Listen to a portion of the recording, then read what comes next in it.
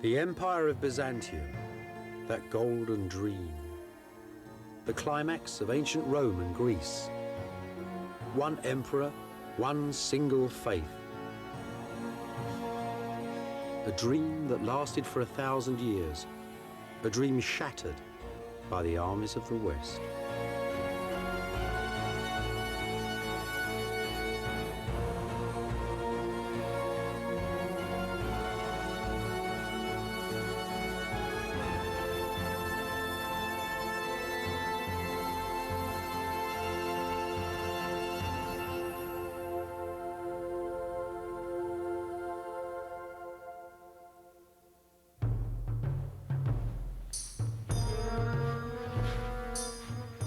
The fame of Byzantium travelled from Iceland to China, from Ethiopia to Russia, to every kingdom on the earth.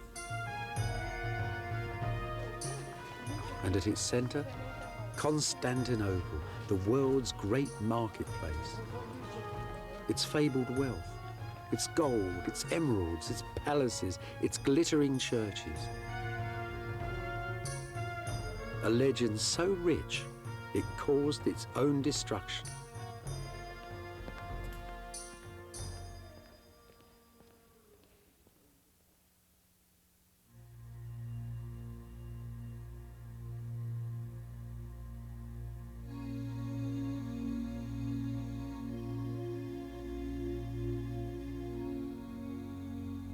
Founded in the year 330, the Christian Empire of Byzantium had its centre here, in Istanbul, in modern Turkey. The Byzantines called this city Constantinople. 1,000 years ago, it was the richest city of them all, the eye of all the world. In the very centre, the ancient church of St. Sophia, converted now into a mosque. Here, the emperors of Byzantium met the King of Heaven, the lords of this world and the next, the centre of the Christian universe. Visions of this holy city and its golden emperors filled the mind and the imagination of every medieval prince and king until one day, an army of the Christian West came here and destroyed it.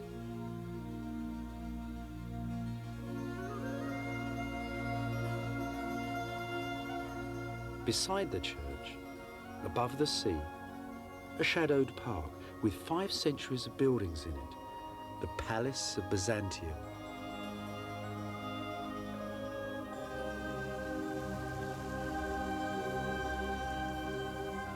A 1,000 years ago, there were gold pavilions here, chapels, mansions, set in a sea of green. An earthly paradise. One of the most potent ancient legends of our planet, the home of God's emperor on earth. So where is the Holy Palace of Byzantium in modern Istanbul? That's a lump of it there. That sad, pathetic pile of brick. You have to go into the streets, into the alleyways. You really need a map. Look, I'll show you. Modern Istanbul. Why the map's always open the wrong way?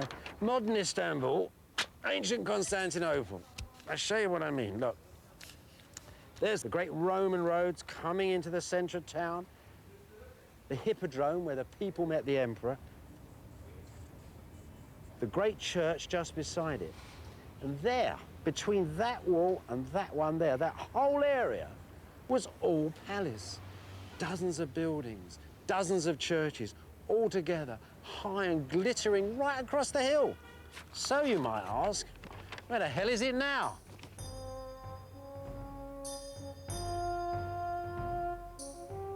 The Golden Palace is buried beneath old Istanbul. The little streets are haunted by its lost pavilions, by ghosts of ancient gardens, by the shadows of its courtiers and generals. The enormous curve of the imperial racetrack still stands though, a shattered wonder of the medieval world.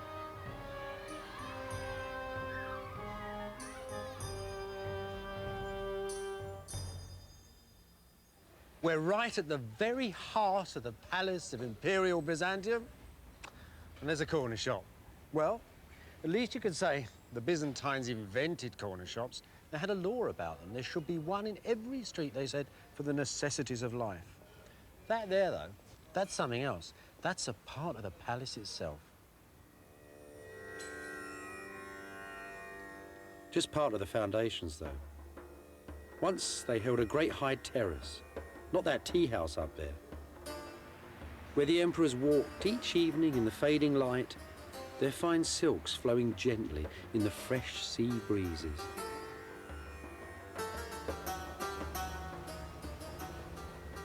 Constantinople was the greatest seaport in the medieval world. Arab, Russian, Viking and Italian boats once sailed along these walls. This is the ruin of an imperial pavilion, some 14 centuries old. The warm sea once splashed against these walls. Those are the doors through which the emperor once walked to board the royal yacht, the Greyhound.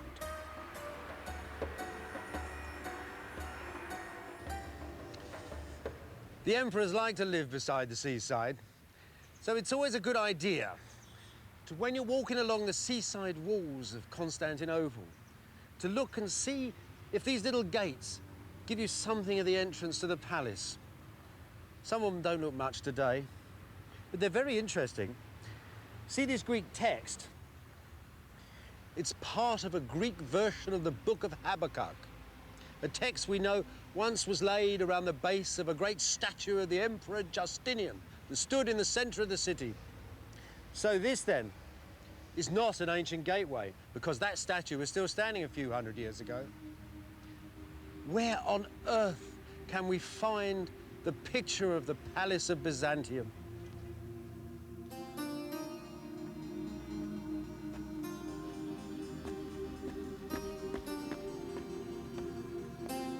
It's still here, of course, in its imitations, in echoes of the great palace of Constantinople that stand in Sicily and Spain, in Syria and Rome. Villas, gardens and verandas, all set like tents across the hill.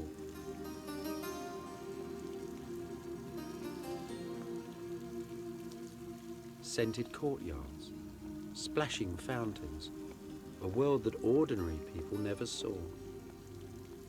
Some of their very stones were plundered from the golden palace of Byzantium.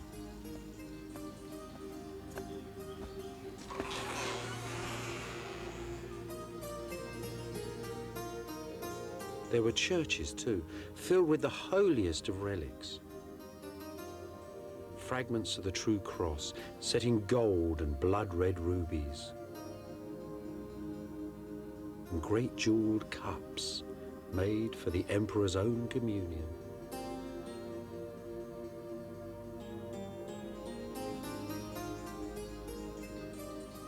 And at the heart, at the very center of this magic palace, Byzantium's throne room, the throne room of the Emperor of Christendom. As you approach the imperial throne of Byzantium, you'd have felt as naked as a man on Judgment Day, utterly defenseless. The man who sat on that chair didn't rule by the will of God. He was the will of God on earth. He was God's instrument. He was divine providence personified. Some Byzantines believed that the end of world history would come when that man on that throne took his crown off and laid it on the rock of Calvary. It's probably the most total form of government the world has ever seen. You don't have, for example, participatory government in this. Who can participate in the will of God? You can only bow before it. You can't have morality or loyalty. You can't have good kings or bad kings, because who can know the workings of the will of this astonishing emperor? That is Byzantine politics.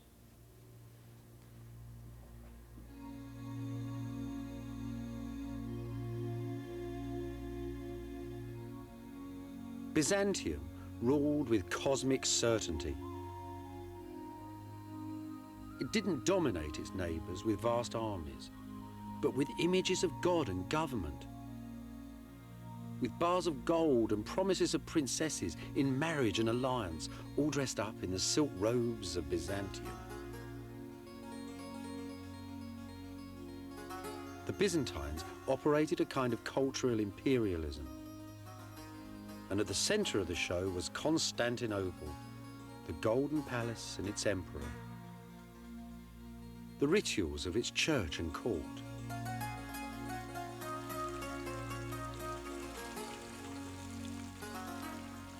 In the 10th century, diplomats and merchants, Easterners and Westerners, all give astonishing descriptions of a weekly procession that wound through the cloisters and the gardens of the palace, all filled with singing choirs, and ran up to the great church of St. Sophia. "Behold the morning star," they sang, as the emperor approached. "In his eyes the sun's rays are reflected. Adore him, ye nations, bow the neck to his greatness." The whole world agreed that this was the most magnificent, the most awe-inspiring sight on earth. At its ending, the procession passed up a wooden walkway that ran right up to the gallery of the great church and entered St. Sophia through this door.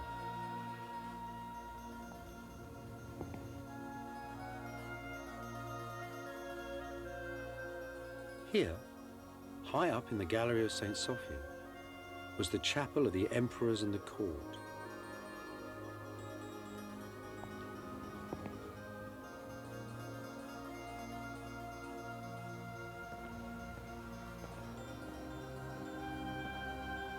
Below the balcony, in the incense and darkness of the ancient church, pilgrims from Asia, Africa and Europe visited and kissed 1,000 holy relics, a little holy land of marble, gold and bronze.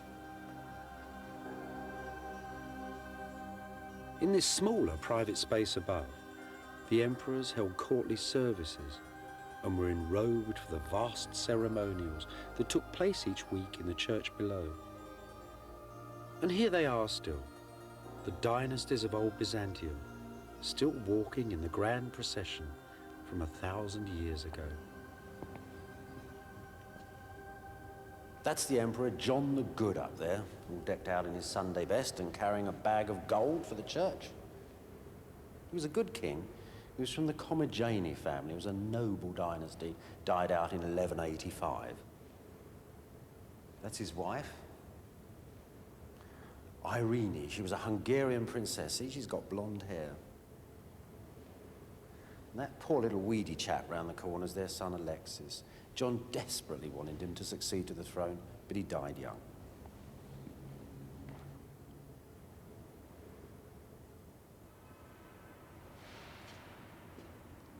That person there is the most celebrated, most married monarch of the Macedonian dynasty, the Empress Zoe.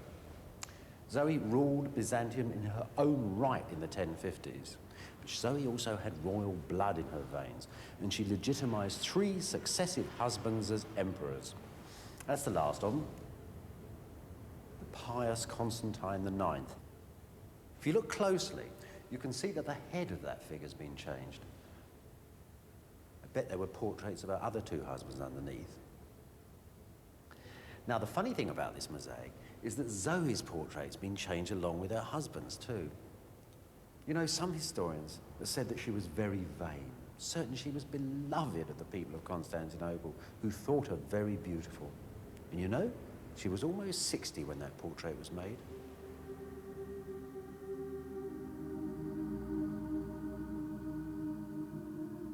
In the year 987, Russian ambassadors came south into the sun to see Byzantium. They told their prince, the ambitious Prince of Kiev, that they couldn't begin to describe the splendor of St. Sophia. They could only say that God dwelt here within it, and they were all baptized. Just as it intended, Byzantium had dominated its neighbours with pious splendour and magnificence. These Russians, though, were tough and warlike. Despite their newfound faith, they still hovered dangerously on Byzantium's northern borders.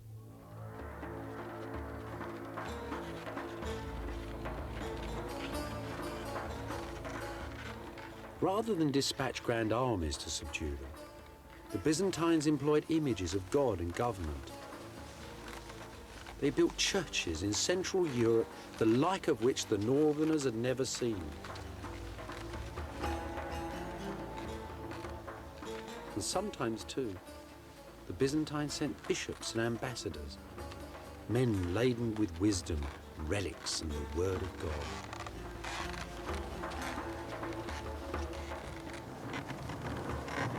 The Byzantines didn't like to travel north in the winter.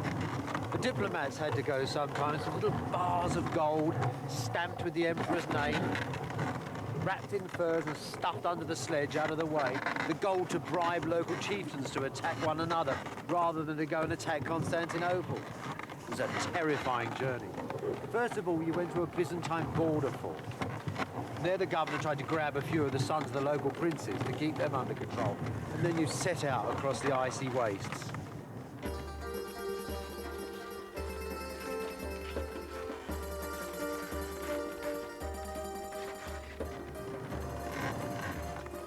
When you met some villagers, you might give them some silk, brocade, or pepper, or leather. But always out there as shadows hiding in the woods with a pecheneg. These were ancient tribesmen who really prided themselves on killing travellers and drank from their gold-bound skulls that hung from the walls of their tents, so it was said.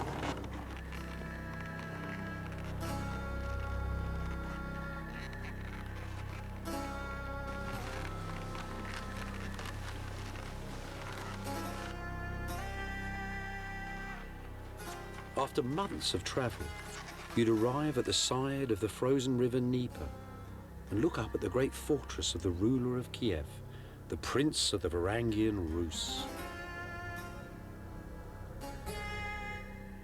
Before Byzantium, the princes of Kiev had all lived in wooden huts.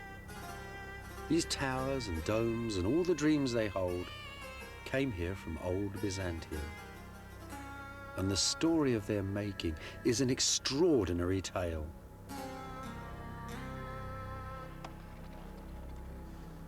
This little area here was once the centre of Kievan Rus, a little stockade just 600 yards across. Now you've got to think it's the year 988.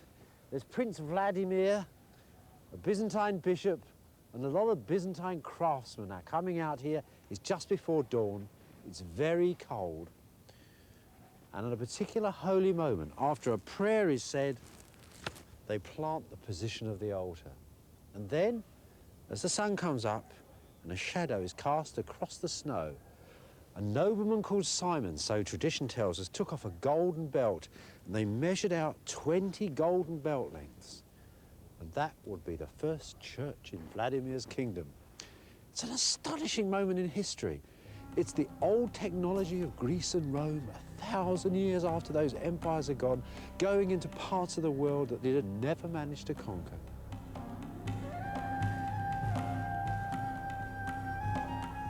Vladimir's church is gone now. There's still a few bits of the floor left, though. Some precious relics of a tremendous Byzantine achievement.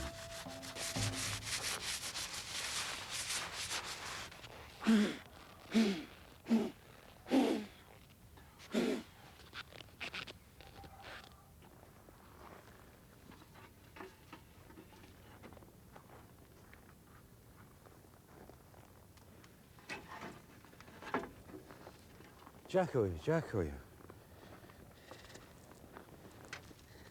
You know, it's at times like this, archaeology really comes alive. Look, this isn't just a little old bit of brick or mortar or something. These are the first bricks ever laid in Central Europe.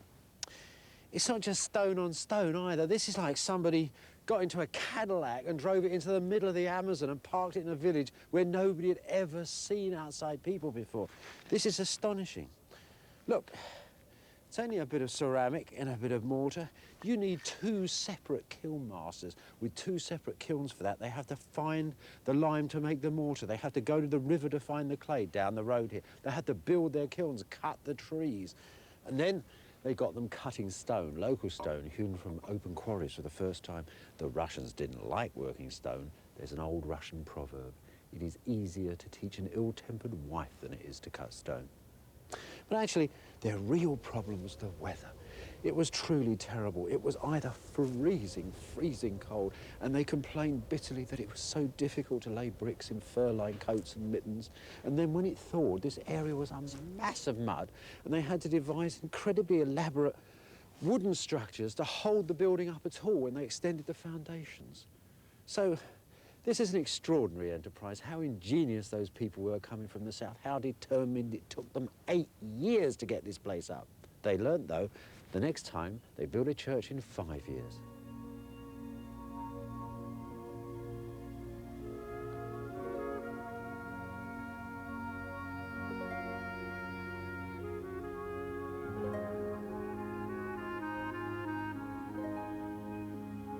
This is the church they built, the Cathedral of St. Sophia of Kiev. Beneath the old Ukrainian domes, Byzantine brick and ancient Greek geometry. These could be the walls of an imperial church in ancient Constantinople. Inside, memories of the palace of all palaces and the church of all churches, the original St. Sophia at Constantinople.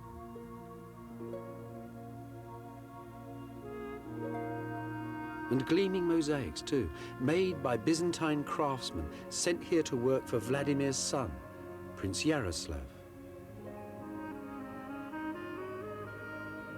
Carefully preserved images of Jesus, Mary and the saints, images of government and holiness to pacify the north. The heavenly court of old Byzantium, floating high above the Prince of Kiev.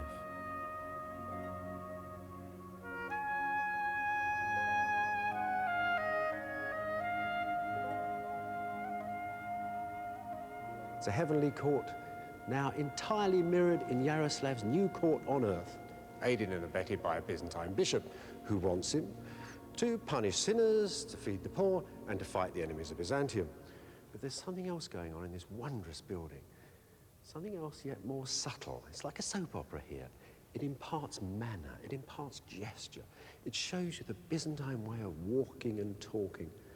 Between that fierce structure and this new manner, the old order of Rus was entirely swept away. But you know, despite all that, the Byzantines never really trusted the Rus. They needn't have worried, though.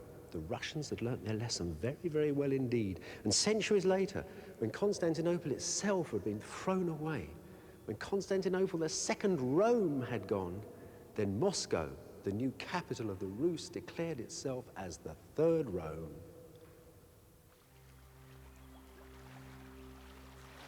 Just as the dangerous northern tribes passed under Byzantium's golden spell, so did its southern European neighbours in Greece and Italy and the islands of the Mediterranean. Venice, that ancient little town set on the mud banks of a North Italian salt marsh, was the owner of a powerful fleet of warships, as much a menace to Constantinople as were the tribesmen of the north. Beneath the stones of Venice, then, the bricks and columns, the technology and arts of old Byzantium. Just like Kiev, Venice's first churches and its most powerful images of God and government all came here from Byzantium.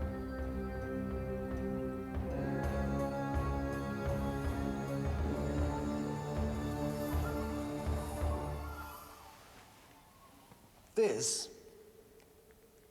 was the old Venetians' single most powerful portrait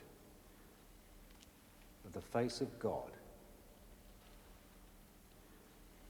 The Pala d'Oro, made for the high altar of St. Mark's. It's a funny old thing, actually. It's cobbled up from all sorts of things. Gold strips, bits of jewellery, it's all there, like a magpie's nest. The single most beautiful things about this is these wonderful plaques of enamel. They're Byzantine imports. They were made in the imperial workshops in the year 1105, and they're probably copied from the decorations of a chapel in the imperial palace of Constantinople. That's Christ in the centre. All around him, and all in order, large to small, is laid out the court of heaven, just as Byzantium's foreign kings and princes decorated the emperor's court of Constantinople.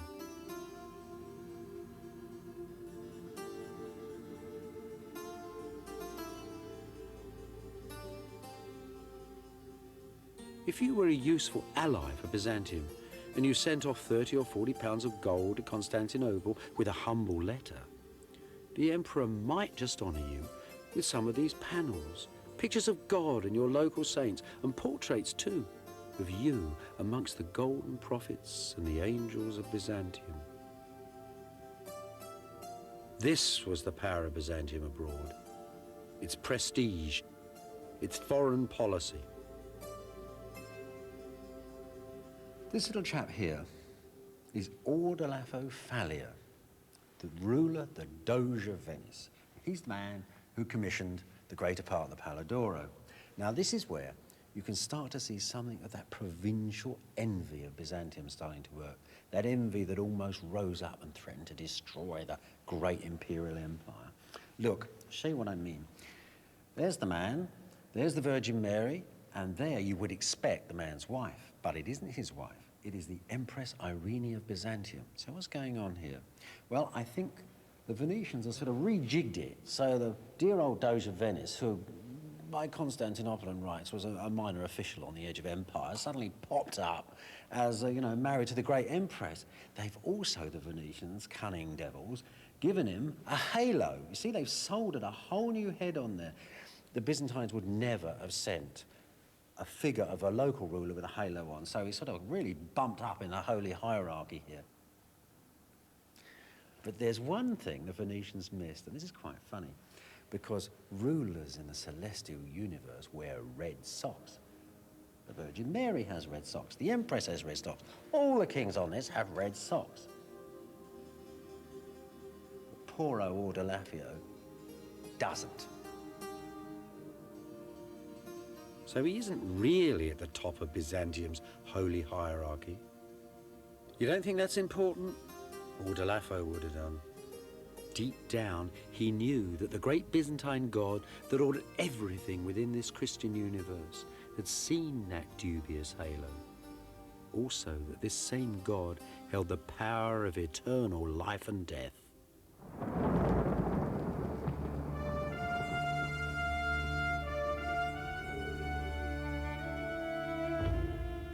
By the Middle Ages, Byzantium's most powerful images of God and government had crossed the Mediterranean and penetrated Central Europe too. And always, at the very heart of this Christian universe, was the golden emperor of Byzantium and the glittering city of Constantinople. What did that legendary city really look like?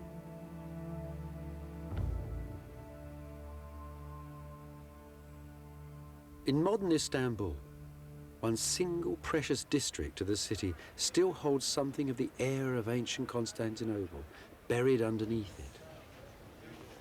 Part built from the stones of the city's ancient marketplaces, Istanbul's bazaars still stand in Byzantium's thin streets. That old electric mix of races and religions, trades and professions is still here as well, just as it was 1,000 years ago. Oh my God. What are they then? Monsieur, censure, Türkçe sülük. Sülük. Leeches. Leeches. Leeches. Yes, leeches. Leeches. So, clean your shoes, clean your blood. Doktor, eczema. Eczema. Eczema. Romatizma. Romatizma.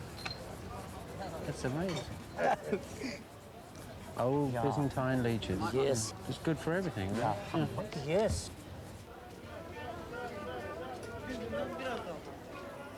Set between the East and West, Constantinople was the world's great marketplace, a living legend. Goods from Byzantium's bazaars are found today in excavations in Sweden and Afghanistan, in England and in Russia. And like Coke cans in the Gobi Desert, they give out a very special buzz. Something for your constipation. Henna for your fingernails. And cumin. Everything the Byzantines had. Sultanas. Bet they didn't call it that. In Byzantium, women mostly made the deals. Nowadays, though, the traders here are men.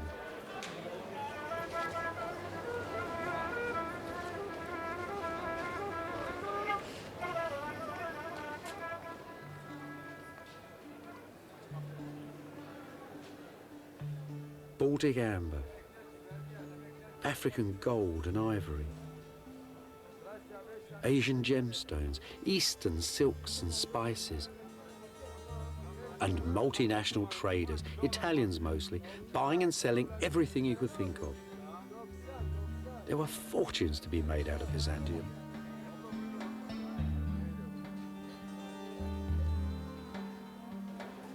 You know, the weavers, the great silk bazaars of Byzantium have been famous for centuries upon centuries. In the West, they just had little bits of Byzantine silk and they used it to wrap the bones of saints and to put upon the high altars of cathedrals. So you can imagine that when a Western diplomat came here about 950 AD and actually bought 2 whole rolls of silk for his own clothes, and he was very pleased with himself.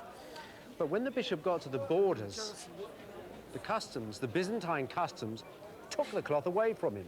They said that even great Bishop Luidprand of Cremona, embassy of the King of Germany, wasn't grand enough to wear this fine fabric. You know, the Byzantines had a knack of making great kings feel like little lads from the country. The old bazaars had ancient wisdom up for sale as well. In Byzantium's book market, the best part of the learning of the ancient world was copied out by publishers and merchants. And here it is still today, the oldest bookstore in the world. You know, this is an amazing place. Just think, 600 years ago, there was a very famous Arab travel writer, and he was coming through here, rummaging about in the bazaar looking for books. Ibn Battuta, he was called. Anyway, there he was, rummaging around. There would have been more people here then, lots of scribes actually writing them. And a Byzantine magistrate who was walking through the square recognised him. And the old 2 men got together, the Arab and the Christian, and they sat down and they talked about writing books. They talked about travel and the joys of scholarship. Westerners really loved the book bazaar in Byzantium. They could find things there that were real legends. Magical lost works like this, for example. This is a copy, Greek copy, of an ancient work made in Alexandria by an ancient Greek. And it concerns the workings of the universe. Westerners only knew this from the talk of learned Arabs. Now, after visiting the bazaar, they could actually own a copy of Ptolemy's Alchemist. Books like the Alchemist gave algebra and chemistry to Western Europe. To Westerners, it must have seemed that all the wealth and wisdom of the world was held inside Constantinople and in the houses of the lucky people of Byzantium.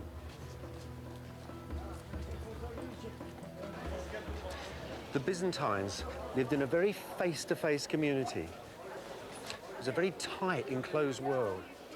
They were incredibly superstitious, always looking for signs as they looked at each other, things that might change the meaning of their relationships with one another. The angle of a man's shoulders could tell you if he was having an affair. If you had a dream that you'd put on a pair of shoes and weren't going anywhere, it meant you might be getting married.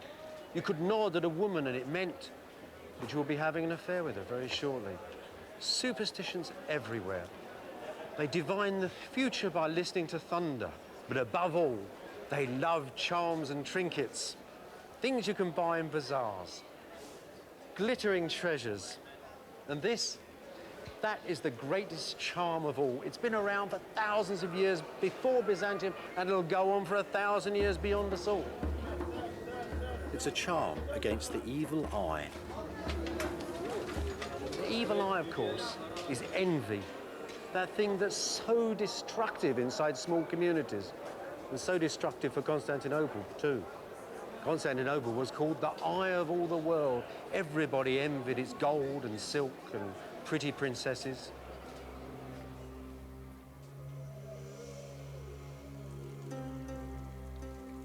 Not everybody, though, was allowed a glimpse of heaven. Poor old Bishop Luitprand of Cremona, who'd come to Constantinople for silks and for a Byzantine princess for his prince, hadn't got either of them. The Byzantines had lectured him upon the gross behaviour of his prince and sniffed at the very idea of sending an imperial princess to such a barbarous and distant kingdom.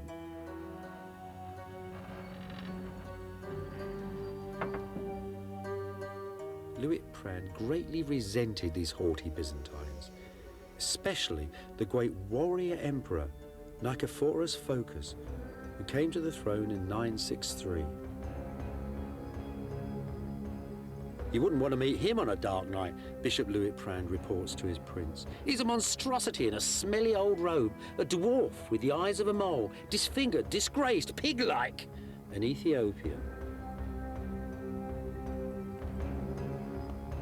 Every week, Luitprand continues, like some crawling monster, the emperor walks in procession to the great church, and the singers cry, "Behold, the morning star approaches."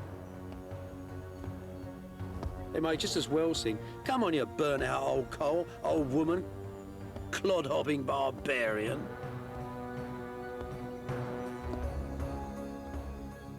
As Western diplomats like Luitprand reported on the weakness of the emperors and on the 1,000 years of treasure in their city, so Western Europe's princes grew ever stronger, ever more powerful, and ever more envious of Byzantium.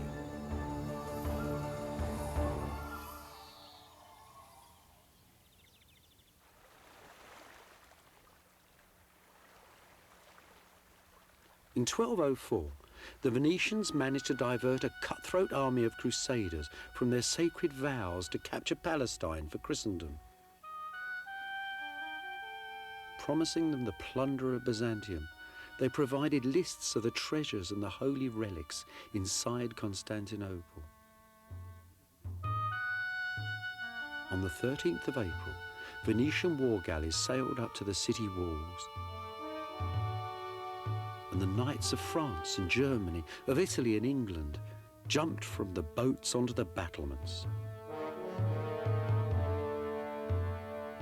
The campaign that followed was a nasty mix of treachery and chaos. At the ending, the city's walls were breached and the imperial throne was overturned.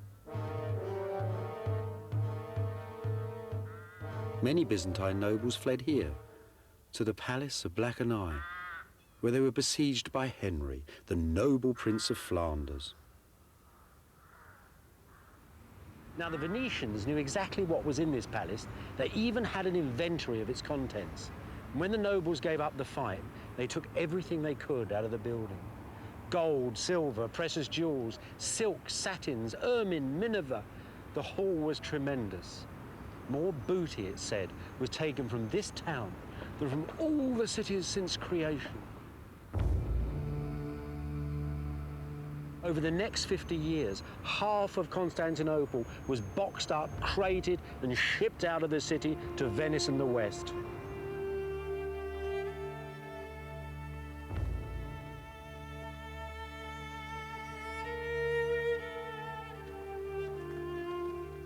At the very heart of Venice, between the State Palace and St. Mark's, the old state church, is the city's ancient treasury. And the root of that treasure was the plunder of Byzantium. It was Europe's pawn shop, really. Emperors left their crowns here for cash. The King of France actually bought the crown of thorns from this room. And in the 1790s, when Napoleon and his armies turned up in Italy, he was able to take half a ton of gold from this room and melt it down just to pay his troops. But despite all of that, despite all the losses, this is still the single place in all the world when you can get a glimmer, just a flash of the treasure that once filled Byzantium. A glass bowl, enamelled with classic images, taken from the emperor's own quarters in the palace. From the palace chapels, the cups of the imperial communion.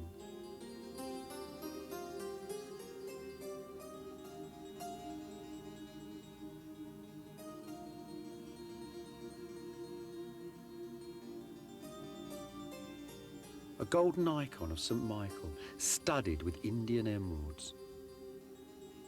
The Byzantines used its glowing colours to foretell the future. This too came from the palace, probably from the chambers of a queen.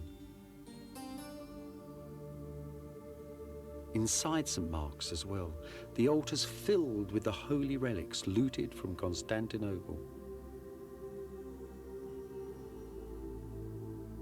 This superb Madonna, Venice's most holy icon, had been carried into battle by the Emperor Alexis Murtzouphlos. The Venetians tore it from his abandoned war chariot.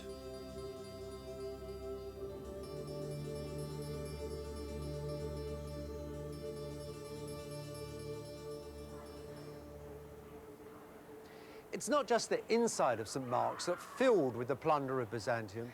The whole outside of the cathedral is covered in stones stripped from the churches of Constantinople and shipped by the Venetian navy.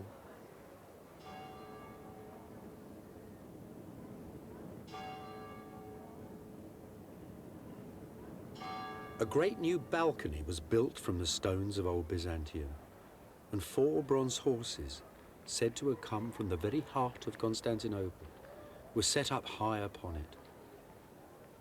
St. Mark's was plated with the plunder of Byzantium. Today, the old brick church has all but disappeared beneath the foreign marble. Shiploads of columns from Constantinople now decorate the doorways of the church.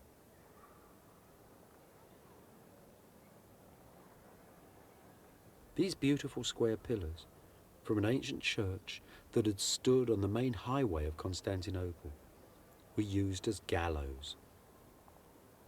The Venetians hung criminals from them.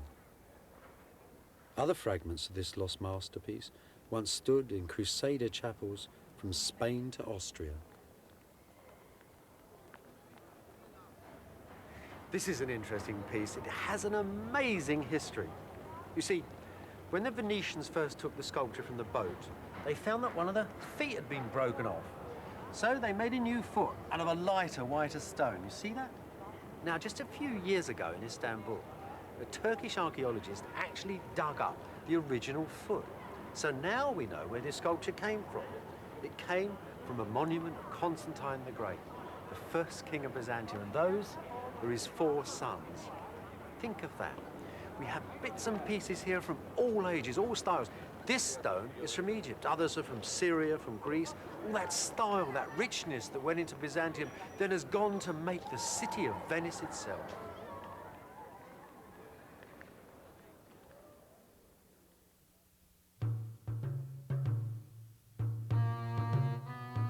Byzantium didn't just make Venice beautiful. All the courts of Western Europe now held the plunder of Constantinople. Objects whose hypnotic sparkle crackled through Western Europe. In modern Germany, The little town of Limburg still holds one of these most alien objects.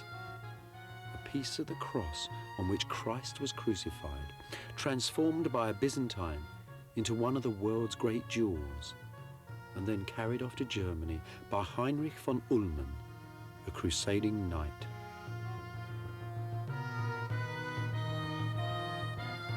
In 1235, when this church was just being finished and the Crusaders were still ruling in Constantinople, that doorway would have been surrounded by the ill, the mad, and the crippled and the poor. They weren't just standing there waiting for handouts. What was going on was something rather unusual. Inside this church, inside all churches in Western Europe where there was a relic of a saint, there was a special power. This power came actually from heaven. And in lieu of hospitals, that was the best thing these people would hope for, was a cure. After all, Jesus had cured the poor. Now, saints were denominated as holy men by two things: by the actions of their lives and by the fact that their bodies didn't decay. So the little fragments of bone and flesh were very important. When people went up to their shrines and touched them, they were in touch, you might say, with a little bit of heaven, as if there was a hole in the holy ozone that you could reach up through heaven, through the words of the priests and the incense and the music, and some of these blessings could rain down upon you.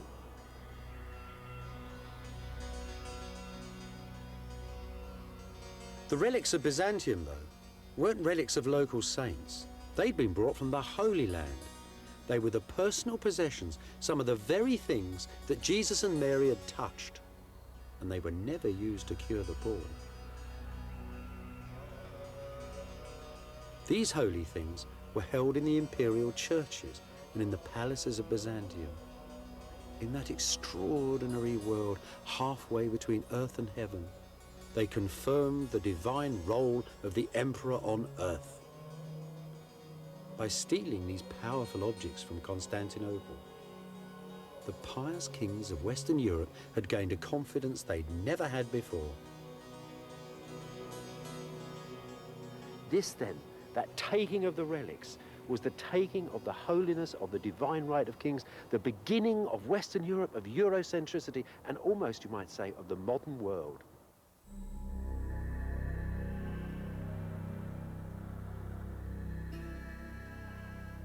Back at Constantinople, the Crusaders' colonial administration failed.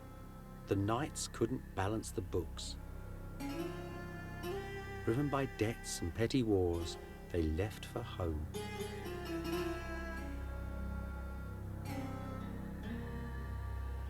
On August the 15th, in the year 1260, a new emperor, Michael VIII, walked in solemn procession through the ancient gates, dressed in the imperial robes of silk and gold, with his choirs, his soldiers, and all his priests.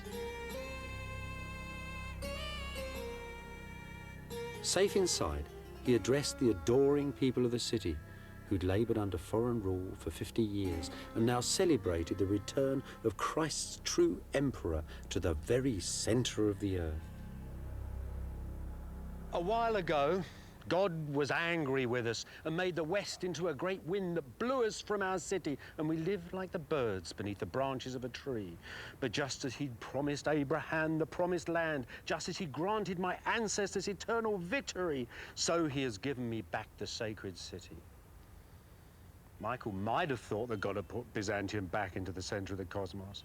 The truth was, the Crusaders had wrecked Constantinople, plundered it, broken it, destroyed it, and the emperor's return to great power politics was suicidal.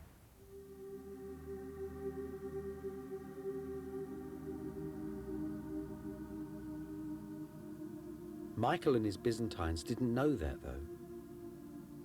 As Michael said, they thought that God had restored the cosmic balance, that the golden dream was up and running as before. In the imperial chapel, in the gallery of St. Sophia, their artists made a celebratory mosaic for the emperor's return. Jesus, Mary, and St. John the Baptist. You'd think the world had never changed.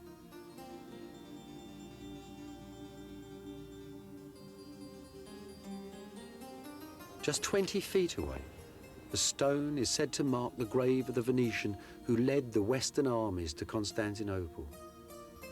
Enricus Dandolo, the man who broke Byzantium.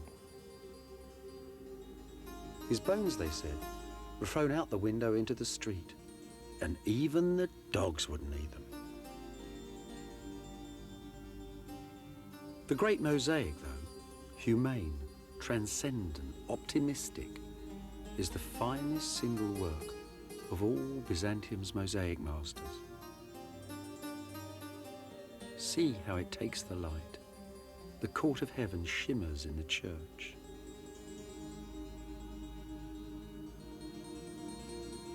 This is the Christ the Byzantines had always worshipped.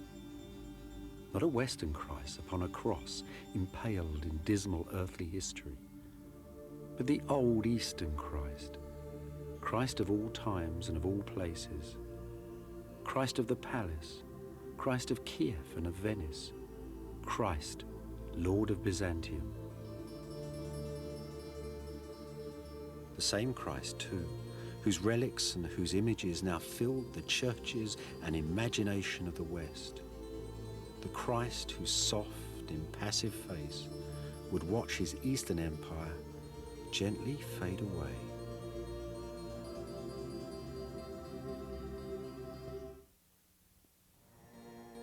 This is the story of the ending of a civilization, of the breaking of a way of life, the story of a nation facing extinction, and of the choices that its people made. The story of the ending of the Empire of Byzantium and of the beginnings of the modern world.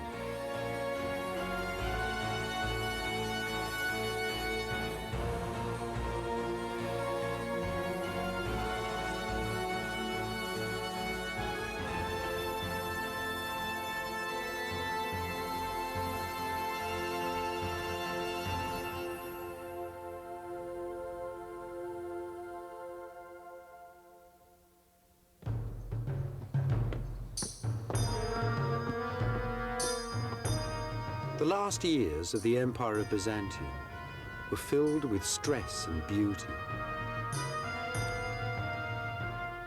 Faced with enemies, looking for friends, and always waiting for the ending. As it fell, Byzantium's ornaments, its arts and peoples settled on the West like sparks from a burning forest. Sparks that lit the Western world.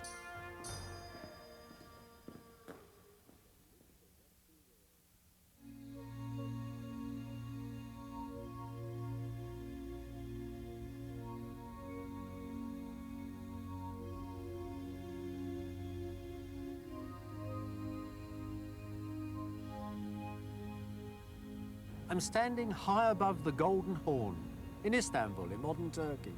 I'm standing right on the edge of Europe, too. That's Asia over there. Now, 800 years ago, from here to the Great Blue Sea was the most famous palace in the world. Its wealth, its beauty, its sacredness was the envy of people from Iceland to China.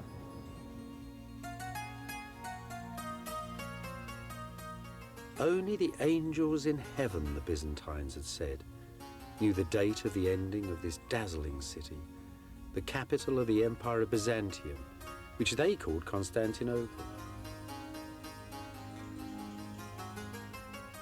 Late in the Middle Ages, though, in the last 2 centuries of Byzantium, when the Crusaders had half destroyed the city, and with the armies of the Turkish sultans closing in upon its walls, you didn't need to be an angel to know the end was very close. The broken Empire of Byzantium prepared to face its destiny.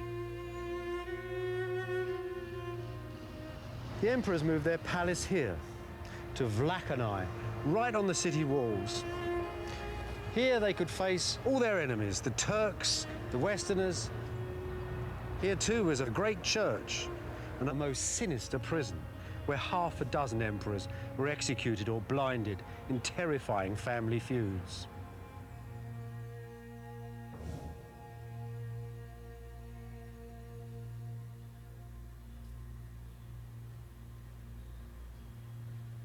Just like the emperors, Jesus, Mary and all the saints had also moved out onto the city walls.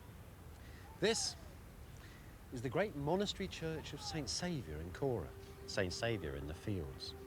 In the last centuries of Byzantium, the city's greatest icons were in this church, waiting to be paraded round the walls in times of siege.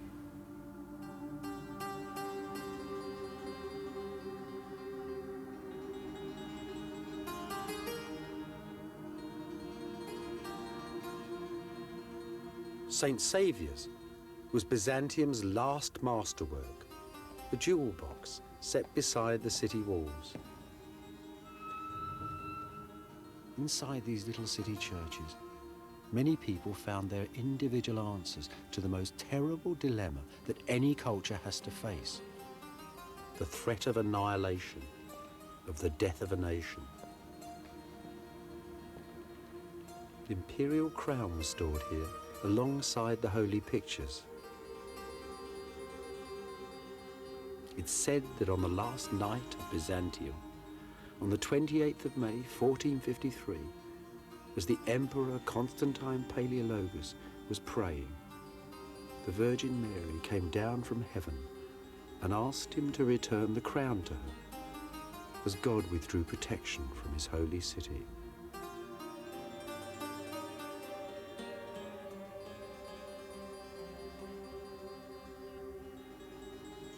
Above the door in shining gold, an image of the church's greatest benefactor, Theodore Metochites, Prime Minister and High Chancellor of Byzantium.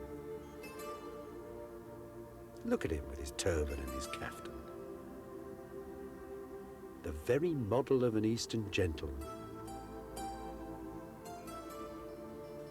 Yet Theodore and the Byzantines were a very ancient people, the living remnants of the world of Greece and Rome.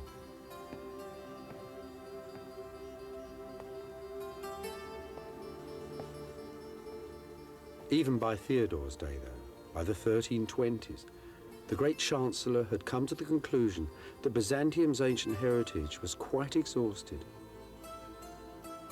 that all one really had to do was to wait and pray and silently endure.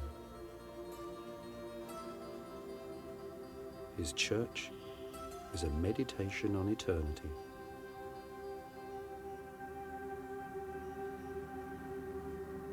Theodore's artists have given us one of Byzantium's finest images, perhaps one of the greatest paintings ever made. I say that because it's a painting about humanity, about the value of humankind. What's going on? That's Christ in the middle, resplendent white. He's burst through the gates of hell. He's got the hands of Adam and Eve, that's all of us, and he's pulling them from the grave. It's the hands. Look at the hands. It's the hands that's got the urgency in them. The hands that are insisting upon this resurrection, not from earthly empires, but from the value of humankind itself. It was those ideals that drove Byzantium in its final years. The idea that, like the kingdom of heaven, Byzantium was not a kingdom of this world. It was a belief in the inevitability that the world had a beginning and would come to an end. So when the emperor went onto the walls and took with him the most ancient icons of his faith and knew that he would die, he also knew that he was right.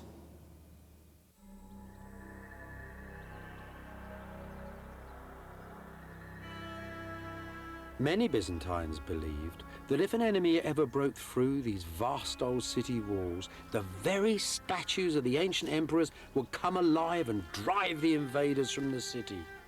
For them, Constantinople was a sacred city, the center of the world, inviolable. Yet they too could see the Turkish armies drawing ever closer and their ancient city descending into ruin.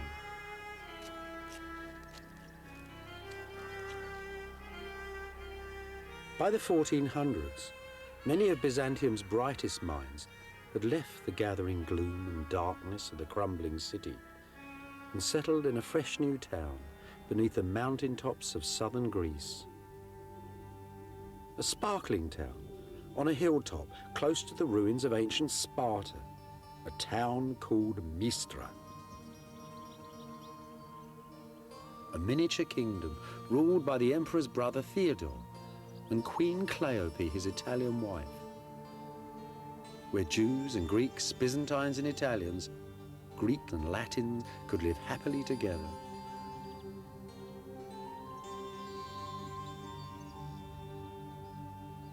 One of the lovely things about Mistra is how small it is, how tiny, how human. Everything here is democratic. As you walk down the street, you'd have bumped into everybody. You might have seen Italian merchants. You might have seen beautiful Queen Cleope walking amongst the flowers. And you might have seen the retired Emperor John, here to visit his family, now a monk buzzing busily from church to church. At the hub of Mistra's life was a charismatic teacher from Constantinople, a follower of Plato, the ancient Greek philosopher, a man called Plethon.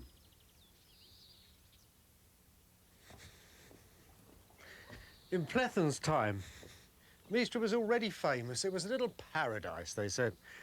The men were handsome, the women were beautiful, and the stones were from ancient Sparta itself. But everybody knew that they were doomed.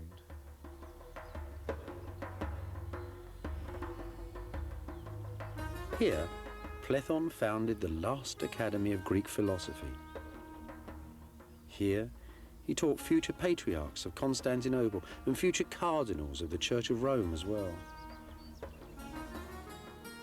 As they mingled with the philosophers of late Byzantium, for a brief while, Western visitors to Mistra witnessed the last flowering of the living world of ancient Greece.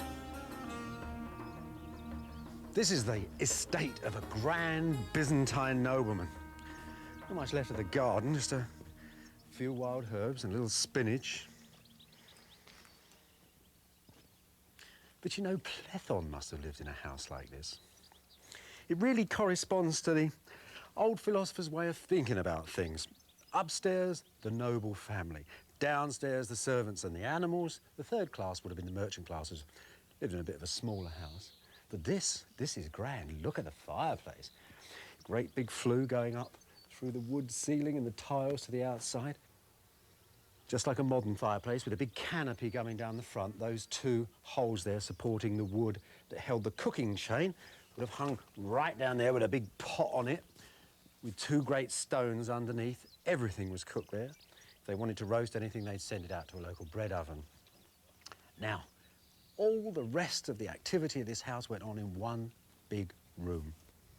What you've got to think of here is little cubicles with curtains around. The lavatory, the beds, any little private areas that people wanted. This was a very simple life because these were the leading men of Byzantium. Plethon was very proud of it. He said that even great Queen Cleope herself, who would have lived in a house like this, actually had given up the soft and decadent ways of the Italians and taken up our own innocent behaviour, he said. So you've got to think, old Plethon, sitting perhaps in the evening light, looking out over the Vale of Sparta, what would he have done? Well, he scribbled letters to the Duke. Plethon was very worried about the condition of Byzantium. He thought the world needed reformation, and he came up with all these amazing ideas from ancient Greece. He was a bit of an old fascist, really. A lot of his ideas were terrible, but he was a magnetic character. People loved him. Like all professors, they loved listening to him and didn't take a word of notice of what he said.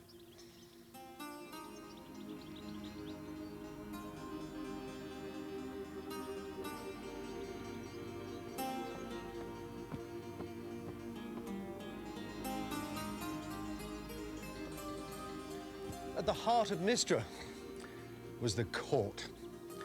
And at the heart of the court, this little pretty church, named after the great old court church of Constantinople, St. Sophia.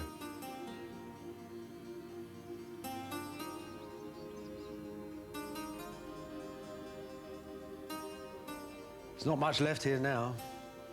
Just Christ up there on the wall. And a few beautiful fragments of marble. Most of the church has been stripped out completely.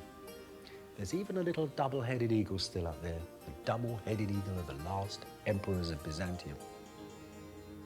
But the real treasure is here on the floor. Look at this. See that? That stone there, that purple stone, that's imperial porphyry. That's a stone, well, it's the half-magical stone of Byzantium. When this church was built, it hadn't even been mined for 1,000 years. Yet little chippings of it were taken around the world and set in floors like this. It was the stone in which Roman emperors had been born in rooms that were covered in it. This, though, is probably the very stone where the last emperor of Byzantium was crowned. Constantine Palaeologus, the last ruler of Mistra, was crowned here on the 6th of January, 1449. 3 years later, he died fighting on the walls of Constantinople as the Turks took the city.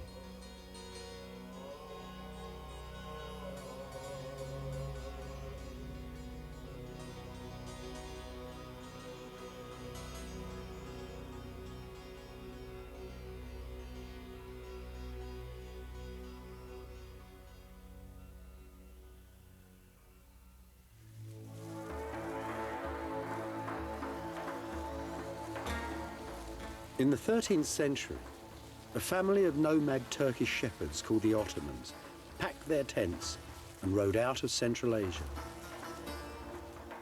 2 centuries later, the Islamic armies of the Ottoman Turks, commanded by members of that same family, had conquered most of the territory of Byzantium and a large part of Southeast Europe too. The centre of this enlarging Turkish empire was a city at the borders of modern Greece and Turkey, the city of Edirne, the capital of the Turkish sultans.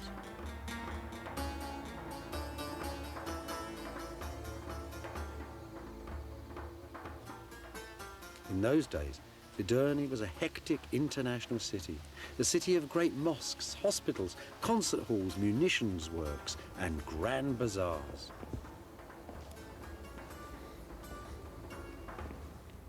This is one of the colleges of learning at Edirne.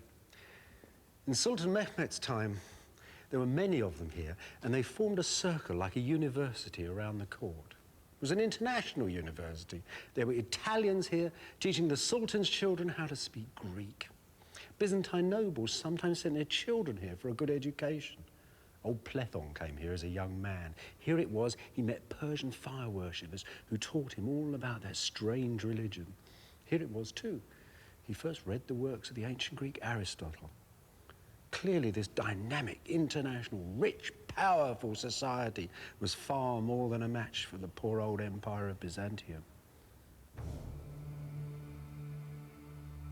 It was also clear that the ancient city of Constantinople had been engulfed by this adolescent multinational empire, that Constantinople lay at the strategic centre of its trade routes and on the supply lines of the Turkish armies that were eating into Eastern Europe.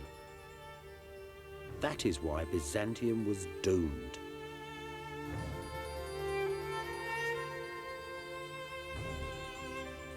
In 1438, the Emperor John VIII sailed out of Constantinople in a last attempt to beg aid from the reluctant West in his struggle with the Turks. After 77 days at sea, the imperial convoy arrived at the friendly port of Venice.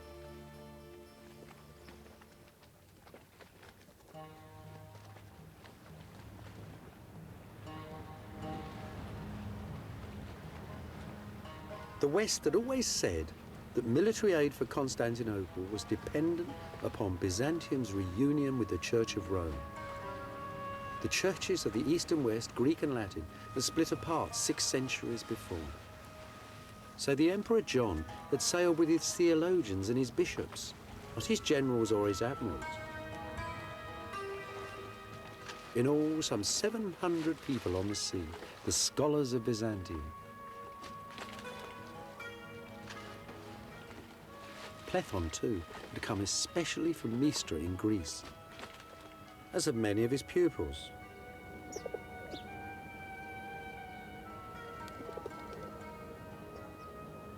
most extraordinary thing about this gathering, that there were bishops and priests from all the cities of the ancient East, all the cities founded by Greece and Rome, the cities of Alexander the Great, the cities of the seven wonders of the world, all had their representatives at the council, all at once and all together.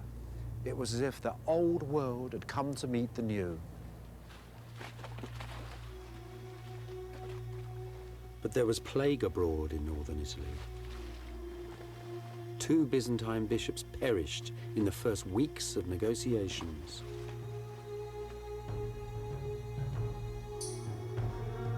The emperor and his retinue rode away from danger, over the mountains and down to the central plain of Italy. Here, perhaps, at Florence, they might forge that union with the West that Byzantium so desperately needed.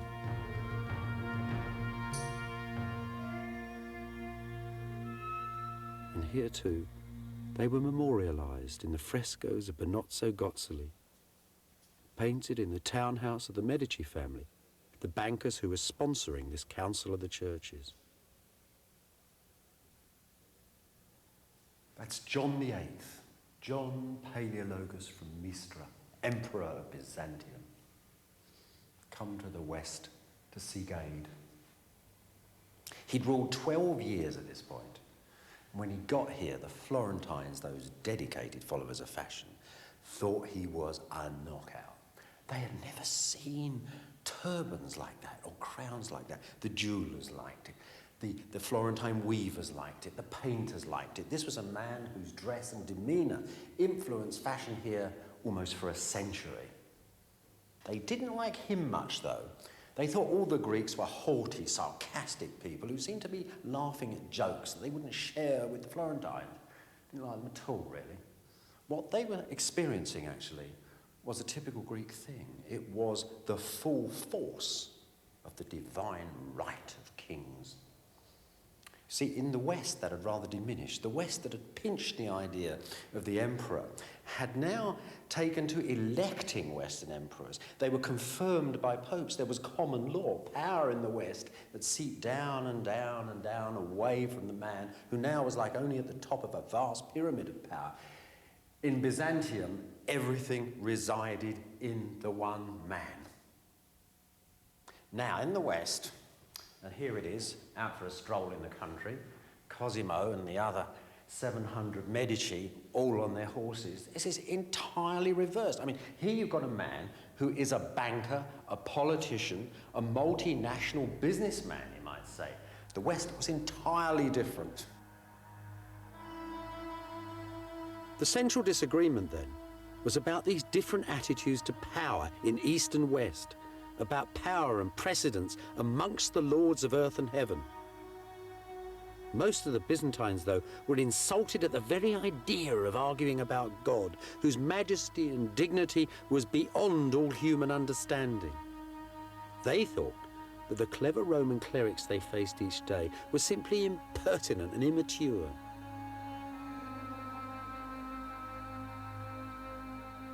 After a year of recrimination and debate, the Emperor John, still desperate for military aid, simply ordered his delegation to agree to most of the West's arguments.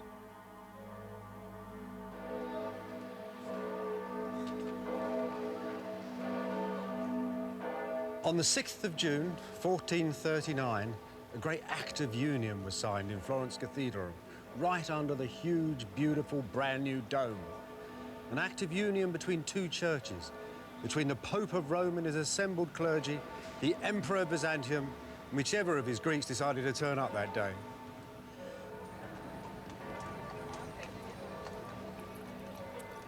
The real buzz in Florence, though, wasn't in the great cathedral, it was in the streets. The Byzantines were here. These weren't the old school teachers that rich Florentines paid to teach their kids. These were the geniuses, the brightest minds of Byzantium. And here they were, carrying all the wisdom of the ancient world, it seemed. Now, the brightest of all these Greeks was Plethon. He taught practically all the people in the Greek delegation. He came straight from Mistra. He was very old, he was 80, and he was as charismatic as ever. He gave lectures here, and the effect was amazing.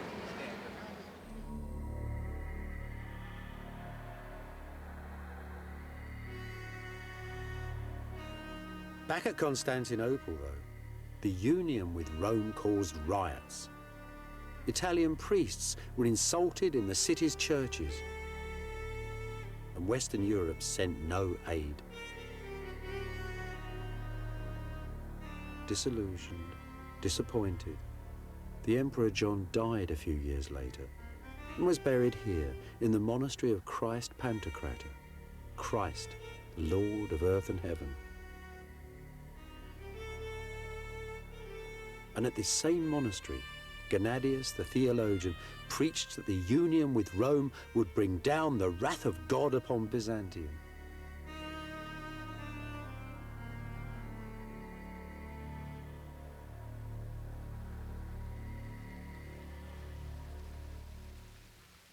Meanwhile, at Edirne, a new young Turkish sultan, Mehmet, had taken up the Ottoman throne.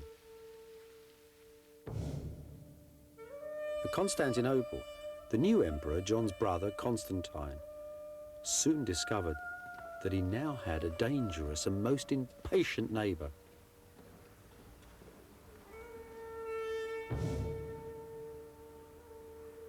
In April 1452, there was a huge row at the court of Sultan Mehmet II.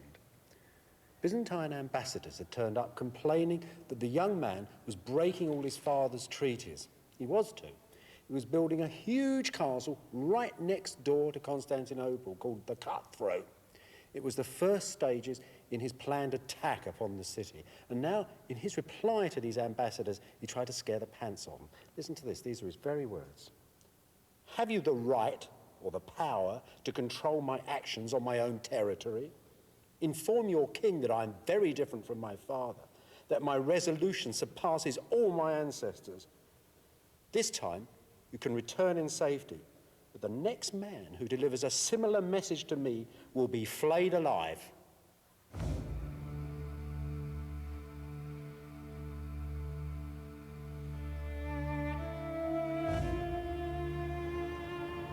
Back in Constantinople, the new emperor, Constantine XI, reluctantly composed his reply. "It is clear," he said to the Sultan, "that you desire war more than peace. So let that be your desire. I release you from all your oaths and treaties with me, and in closing the gates of my city, I tell you I will defend my people to the last drop of blood." The Turkish mosques in Byzantium were shut. The Turkish troops who were sightseeing in the city were thrown out the gates. Byzantium was at war.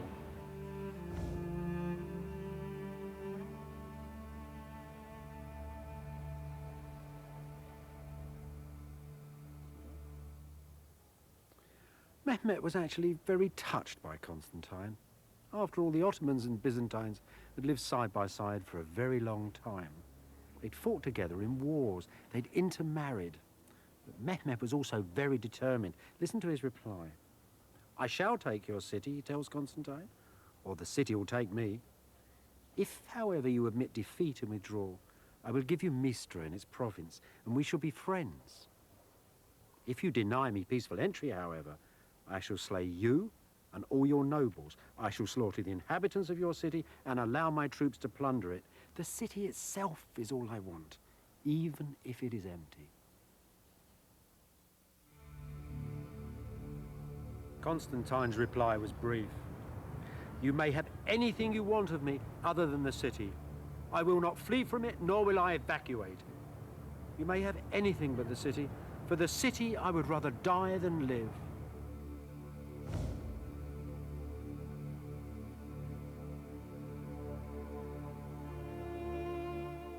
On the evening of the 28th, the Sultan Mehmet addressed his armies standing assembled outside the city walls. "I give you," he said, "the capital of the ancient Romans, the summit of power and glory, the center of the world. I give over to you the men, women, and children of this city, its gold and silver, its silks and furs. All I want are the buildings and the walls." It really was the standard offer of a medieval commander to his troops before the final assault. And they roared in agreement. "There is but one God," they said, "and Muhammad is his prophet."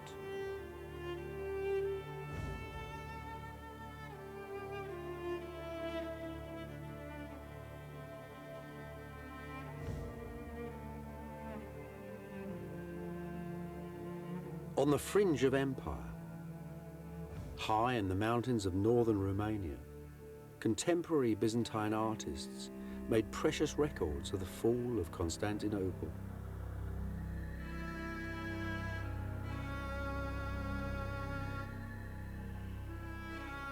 Here's the Turkish armies, waiting for Mehmet to order the final assault upon the city. The cannons, large as dragons it was said, brought down from Edirne to pulverize the city's vast old walls. The Turkish navy, fighting all along the Golden Horn, forcing the tiny armies of the Byzantines to fight on two fronts at once. On the city walls, the Byzantines parade the holy icon of the Virgin, the city's sacred shield, just as they had done for 1,000 years and more.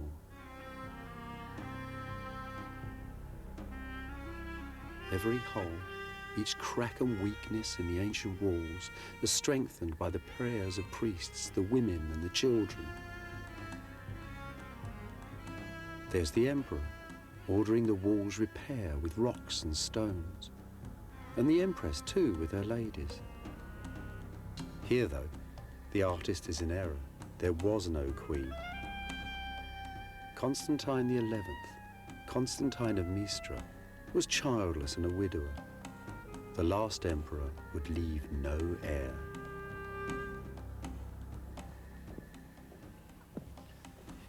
On the last day of Byzantium, an eerie quiet fell over the city. Mehmet had told the Turks to rest for a whole day before the last assault. He gave the emperor time to walk with all that was left of the armies and nobles of Byzantium once again into the great church. And there, after all their arguing at Florence, the Greeks and the Latins joined together in a last service, and the emperor went to the altar and was given the last rites. Then he walked back to the palace, and there he made a speech to his commanders. A speech, you might say, that was the last speech of the ancient world. He encouraged them not to be frightened when the Turks attacked. He said that their ancestors, the ancient Romans, were terrified when Hannibal's elephants had charged towards them, that they hadn't run away, because they were human beings, people with will and mind, and not given to animal desires, and that he and his commanders had mind and will and God and belief upon their side. It was those beliefs of mind that stem back to Greece and Rome and fuel the modern world. And then Constantine, the 11th of that name, went with his men back to the outskirts of his empire, to the walls now of his city. And there he died, the ruler of Rome, the king of Christendom, and the emperor of Byzantium. What actually happened to him is a mystery. Turkish historians tell us only that the emperor was very brave. That Constantine died fighting by the city gates. "The city is taken," he's supposed to have cried, "and I'm still alive." And he ran off towards the battle and into the flash of legend. The man then killed 10 pashas and 60 soldiers with his lance, and at the end, poor Constantine was toppled from his horse and cried to God Almighty, the creator of the universe. And the Turks cut off his head and stuck it on a pole.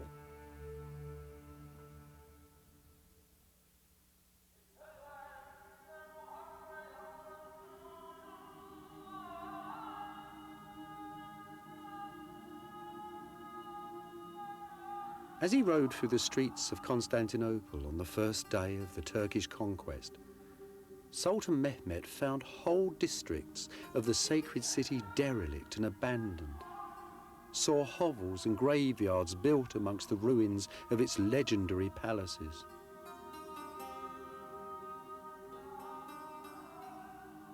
He was awed, though, by the imperial church of St. Sophia, and declared its venerable shell to be a building made for God.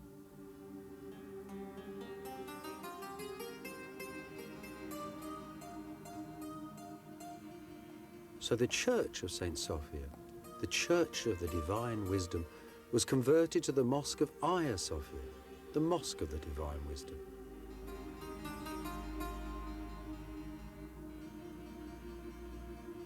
Images of old Byzantium had glimmered at the edge of Asia for 1,000 years. Now new ghosts, new legends and new peoples came to haunt its fabled stones. Legend tells that Mehmet rode into St. Sophia on his war horse and placed his finger in this magic column and spun the church around to face Mecca for the call to prayer.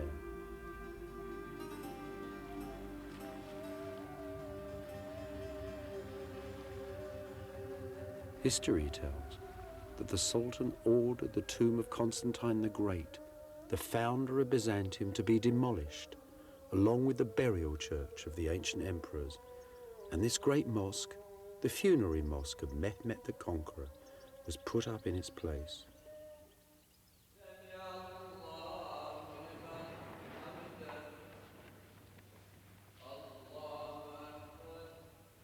Yet Mehmet, a humane and sympathetic man, still wondered at this ancient ruined city and its unyielding inhabitants.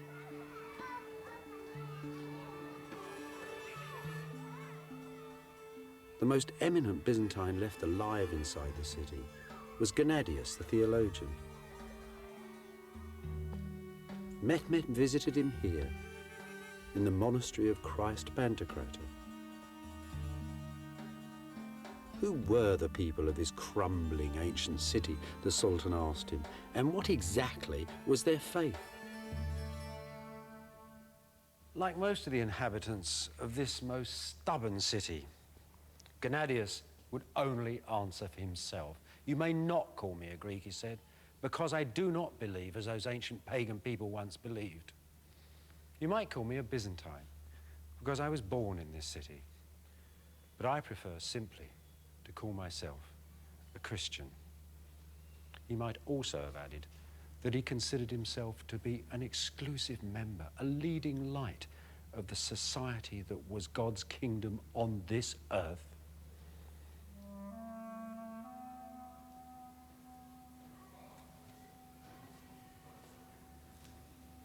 Mehmet was pleased enough with the old boy's answer to give the penniless church a bag of gold, make Gennadius its leader, to give him a white mule, and to give him authority too over all the Christians of his empire.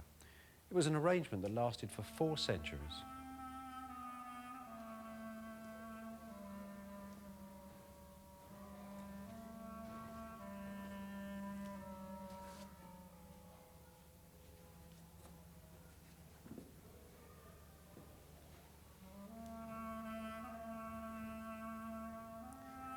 As for Gennadius's beloved monastery, well, its church became a madrasa, an Islamic public school, and one Zayrik became a very famous preacher in this city.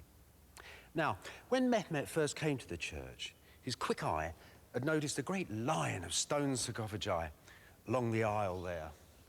In fact, they were the tombs, the sarcophagi, of the last kings of Byzantium. John of Florence was buried here, his brother, their queens.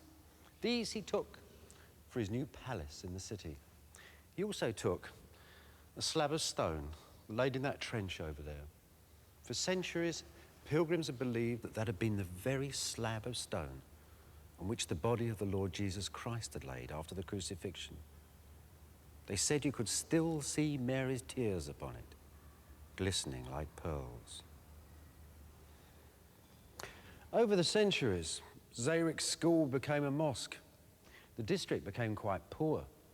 The mosque sold off its great white shining marble pillars and put in these baulks of stone instead. And the great screen, the altar screen from the church, whose golden panels now stand on the high altar of St. Mark's in Venice, were turned into that, a minbar, a pulpit for reading the Quran. So it all seems to have gone, doesn't it? But there's still something here. If you lift the carpets of the mosque and go through to the ancient floor underneath, Then you'll see a memory of Imperial Byzantium.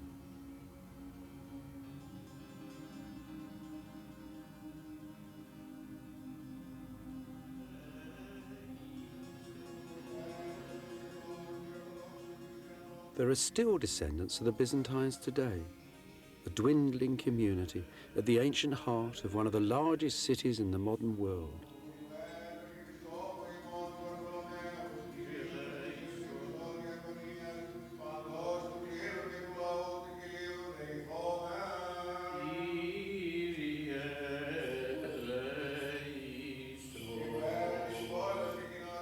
Their worship in this sole surviving ancient church is guaranteed by the proclamations of ancient sultans hanging on its walls.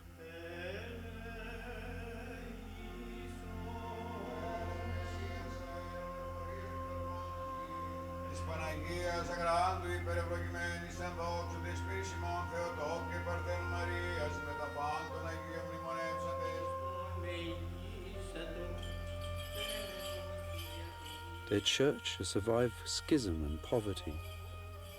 For a while, the deep distrust of Rome led them towards Calvinism. But here they are still, in their holy city, with their own faith.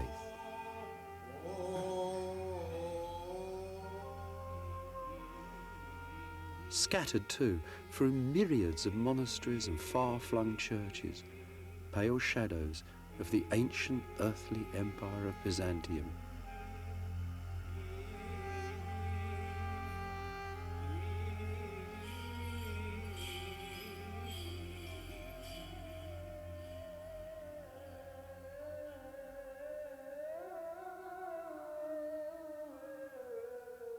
Most of Constantinople's ancient churches, though, were soon converted into mosques.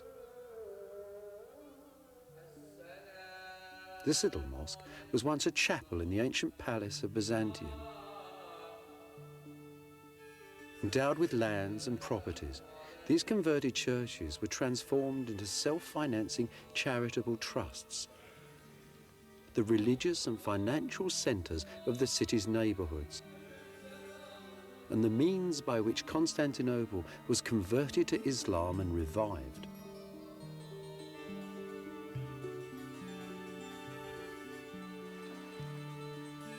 Under Turkish rule, Constantinople was to become a rich and thriving city once again, the centre of a mighty empire, just as it had been 1,000 years before. Just before the conquest of Constantinople, a radical young bishop called Bessarion, Plethon's most brilliant pupil, had returned to Italy and had been made a cardinal of Rome. Some historians detect his portrait in this tragic bearded figure talking with Italian friends, chic young men of the Renaissance, painted by Piero della Francesca. Here at Rome, Bessarion did what Byzantines had done at Constantinople for centuries. He made a villa by the city walls. This villa, one of the first in the modern Western world. A memory of old Byzantium. Bessarion spent his life making a memorial for Byzantium by founding an academy of scholars.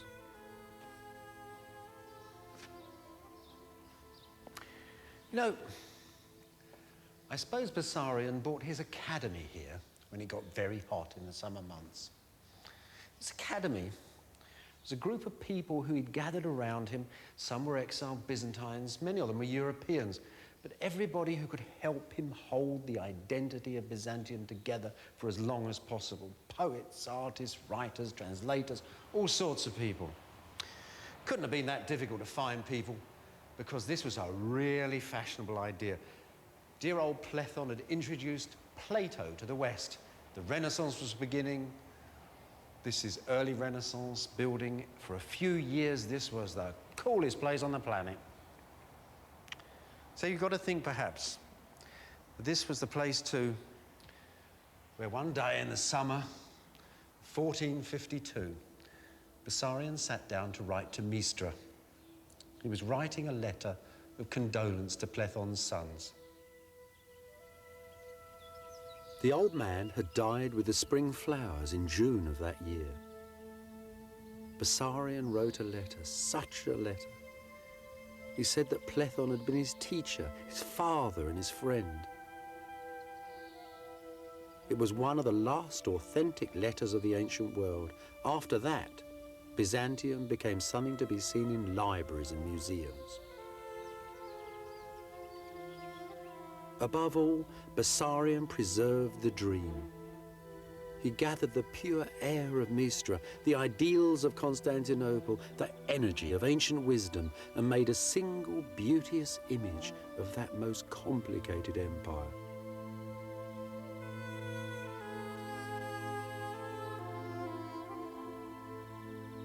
Bessarion was an enabler, a producer, a preserver of ideas and images, the assembler of the largest Byzantine library the world has ever seen.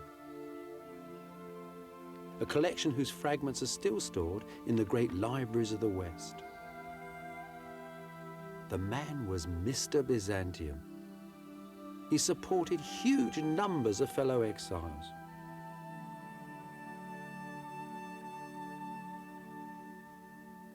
He also used to place refugees all over Europe in jobs. This is a handmade Greek text of Homer's Iliad, made by a refugee from Mistra. And in the front of this beautiful volume is a picture of Homer wearing a Byzantine hat.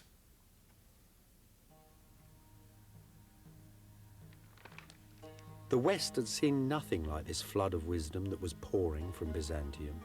Homer, ancient Roman law, and a myriad of other texts. And they'd seen nothing like Bessarion's academy.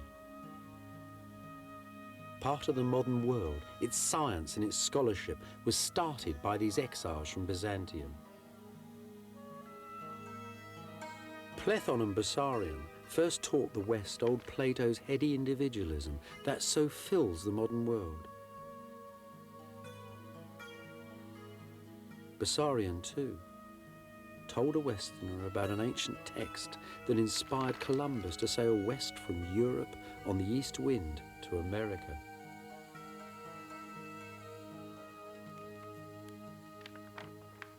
There is, though, a deeper and yet more fundamental legacy. A vision of a universal order that stretches back through Byzantium, through Roman Greece to the Bible and the most ancient East. A vision that still fills the world today. A vision that exiled Byzantine artists drew out for us in dazzling detail at Voronezh, the most beautiful of Romania's lonely monasteries. See that cross there in the middle? That's the cross of our Lord standing on the holy throne of Byzantium, the center of the world. To the left is good, paradise. There's all the lords and ladies of Byzantium pressing through the pearly gates.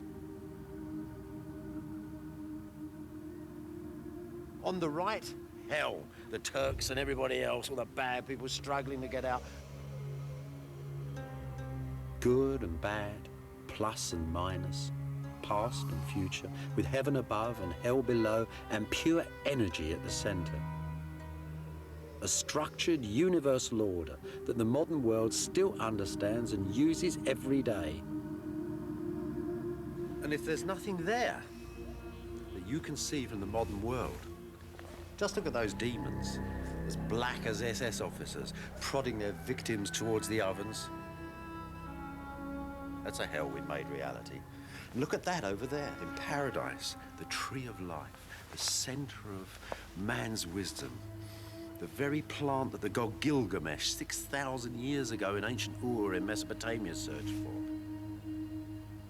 To him, the elixir of life was understanding. For us, perhaps, it's penicillin.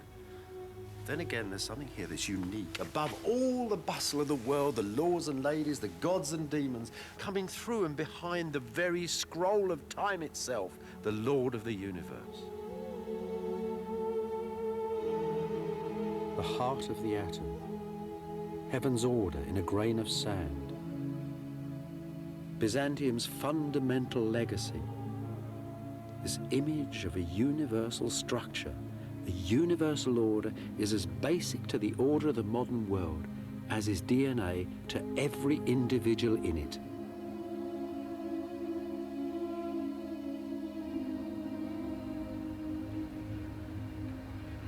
Nowadays, Constantinople, the heart of old Byzantium, is called Istanbul, an old Byzantine phrase that simply means the city. Inside the modern city, though, the past is disappearing.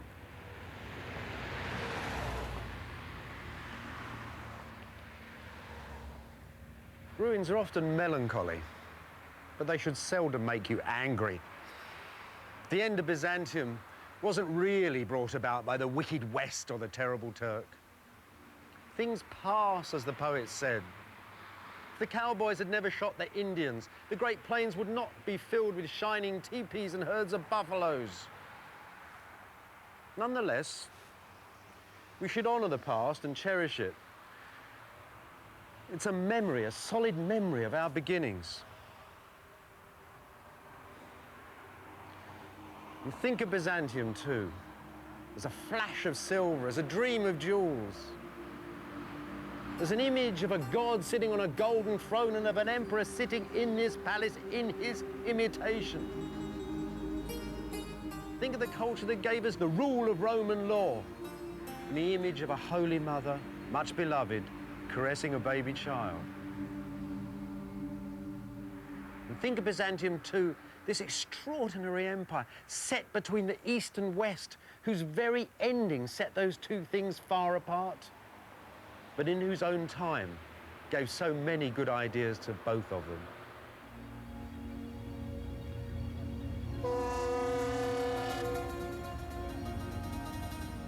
When sailing from Byzantium, listen to the city's fading sounds. Visit in your mind its golden images and all the shadows of its history. And as you wave goodbye, you'll discover that you can never really leave the past behind.